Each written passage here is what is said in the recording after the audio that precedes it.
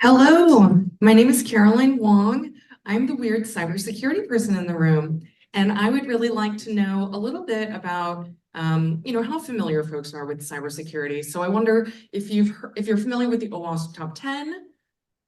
Cool. If folks are familiar with the BSIM model, Building Security and Maturity Model. Does anyone know who Tim Brown is? Okay, Tim Brown was a CISO at SolarWinds, and the SEC got mad at him recently. Cool. That is helpful. I thought I was going to talk on this microphone. I actually studied computer science and engineering in school because my immigrant father made me do it. I'm just not good at it, because the thing about computer science and electrical engineering is they're extremely complicated, as Michael was saying. And I don't really do complicated stuff, but actually complex stuff fascinates me. And so I got really lucky. I kind of fell into cybersecurity pretty randomly. And I got my big break in 2007. I was working for eBay on the global information security team. And the CISO at the time, Dave Cullinane, he had joined eBay from Washington Mutual. He said to me, hey, Caroline, we really need a chief of staff for the team. And I think you'd be good for that position. And one of the things that was so cool about that job was I got to watch as our CISO went to the CFO and say, 2 million a year for information security is appallingly low.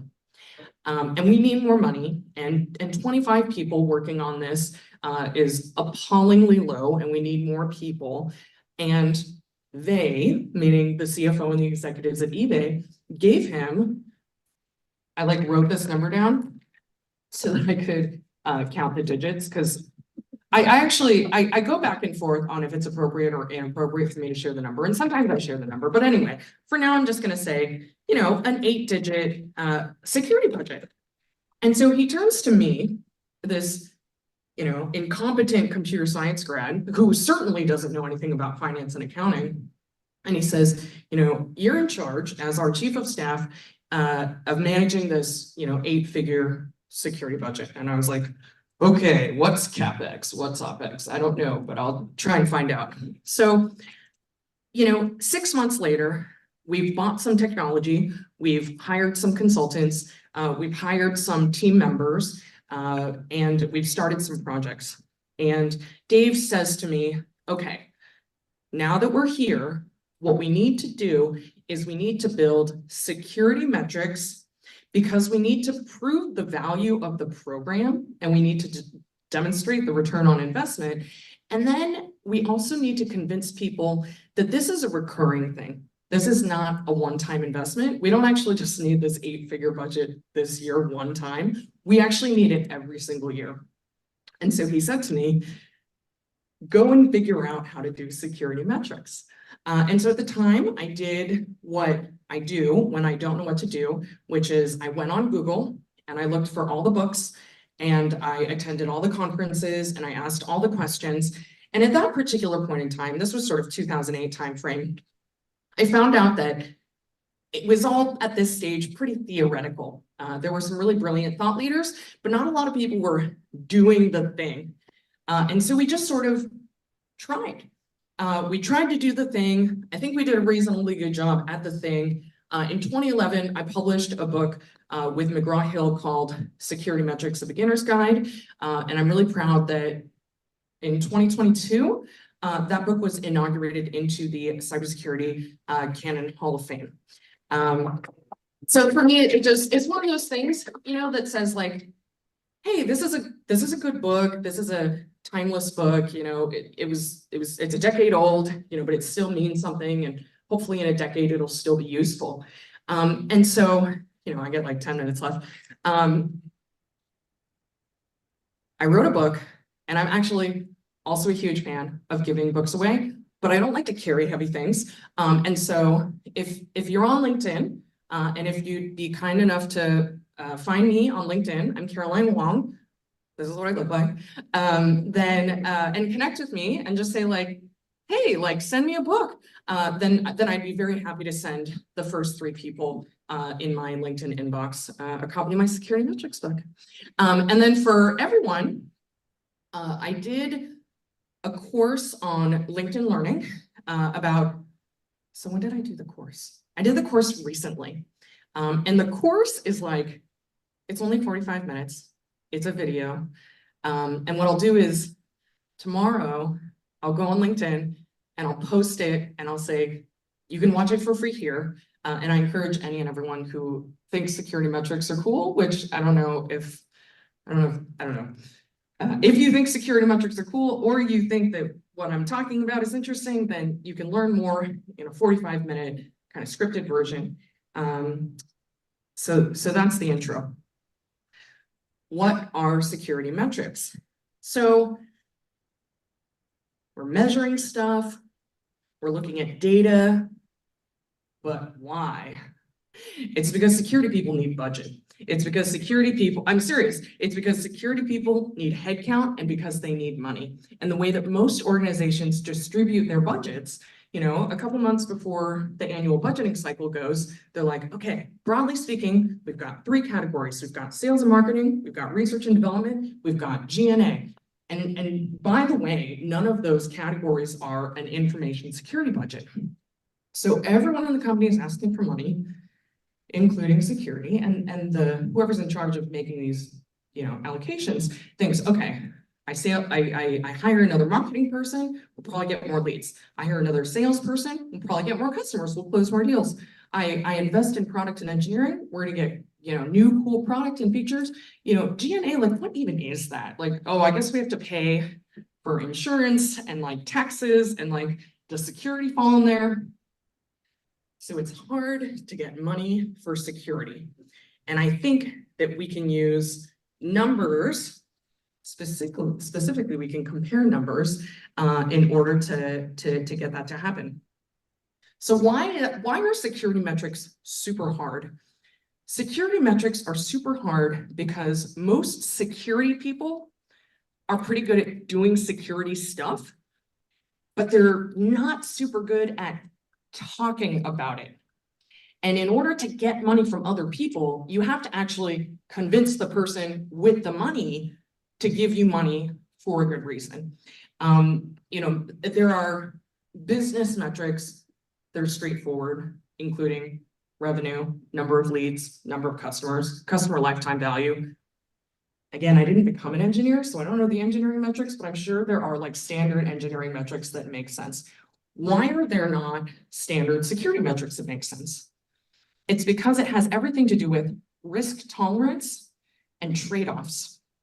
So we experience this daily in our lives. You know, I'm gonna go for a bike ride. Do I wear a helmet or do I not? That's a risk tolerance kind of decision. And there are trade-offs involved. And so that's why it's hard. The other thing about a lot of security folks is that not only does a person who effectively gets money for a security program need to probably do security and talk to people about doing security, they also need to talk to a lot of different people about doing security. And talking to a lot of different people, you know, if you're gonna be really effective at it, I think involves a sense of curiosity, like, what does this person care about and what are their goals and what are they trying to achieve and how might I help them out with that? And that just ends up being kind of a long list of things that folks have to do. This is the point at which I look at some notes because I want to give you kind of the shortcut. So I have a shortcut for doing this thing. And the way to do it is to find common ground. So the whole point of security is to protect the value that's created by an organization. So it's critical, first of all, for a security person to understand what is the value that an organization creates and how does that creation happen. Once it's done, The security person needs to say to whoever the folks are that hold the money or influence the money, and they need to say, hey, you and I, we have a common goal. Can we agree that we have a common goal? And if you in fact agree that I have this goal and you have this goal, then what I need is money to go and get the goal done, because I can define that really specifically. So there are 7 what I call risk management objectives. And I'll just rattle them off super quick. You can also check them out in the free course at any time, and I'd be happy to send them to you if you're interested. So thing number 1, we as a common goal believe that we can use cybersecurity as a competitive differentiator. Thing number 2, we need to comply with regulatory requirement, contractual obligation, industry standard. Number 3, we need to achieve a defensible level of due care. Number 4, okay, so actually, I just briefly want to say those 3 I think are kind of boring, but the next few I think are more interesting. We want to prevent the same cybersecurity defects from occurring over and over again. We want to reduce the probability that attackers can cause critical applications to stop functioning. We want to require fixes for bugs for which well-known attacks exist. And finally, we want to achieve a comparable level of cybersecurity to peers in competition, which is not actually that exciting, but it is sometimes effective. Literally, one of the many things that my boss at the time, the CISO at eBay, did in his presentation to the CFO when he went to ask for more money was he had a slide and he said, I called up all of my CISO friends and I asked them how much money they had to spend every year. And I put it on this slide. And when I show this slide to you, don't you feel, some sort of emotion that's gonna, encourage you to give me money? So the last bit that I wanna say before I just revisit the kind of free books and free learning thing again, is this nuance that I think is commonly misunderstood. Although y'all are developers, so I think you're totally gonna get it. So number of vulnerabilities in an application. What direction do we want that number to go? A lot of people would say, I want fewer vulnerabilities in my application. And I would say to you, consider that you can never actually know the vulnerabilities in your application. You can only know the ones that you know. So there's a distinction between the ones that are actually in the application and the ones that you know about in the application. And you can never know how many are actually there, but you can know how many you know. And there are different circumstances under which you actually want that number to go up or down. So if you have, and I'll do kind of the brief version of this, but if you have like a super mature security program, you've got really good defect discovery, you've got really good reporting, you've got really good tracking, then yeah, you want your number of vulnerabilities to go down. But if you've got a relatively immature practice, and for all you know, there's tons of vulnerabilities out there that you don't actually know about, and you start doing some defect discovery that you were never doing before, you start doing pen testing, you start doing DAST or SAS scanning or something, although, those are all full of false positives, and we can discuss that in a not 15-minute talk. You actually want it to go up. An example that we're kind of dealing with at my company, that's not exactly the same, but the company that I work for, in 2023, we delivered 30,000 days of pen testing last year for our customers across nearly 4,000 or so distinct penetration test engagements. These are annual pen tests. It's very cool. And we had about 100 escalations. And when we looked in those about 100 escalations, we found that 50 were sort of like our fault. And so I'm in charge in 2024 of saying, quality, what do we want to do? And what do we want the numbers to look like? And there's a version where, and actually, the person who did this job before me was like, oh, I want to keep my number of escalations below a certain level. But the problem with that is that culturally, what do? You suppress the escalations. You just put stuff in the closet, you just hide it. Guess what? That doesn't create good quality. So this year, what I said is, you know what? We found 100 last year. I want to find 200 this year, because every escalation is an opportunity for us to make things better. And that's that. And yeah, so write to me. If you're one of the first three, I'll give you a book.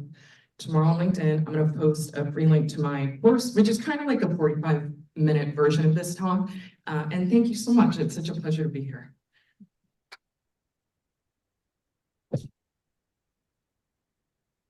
That's your story, you're sticking to it.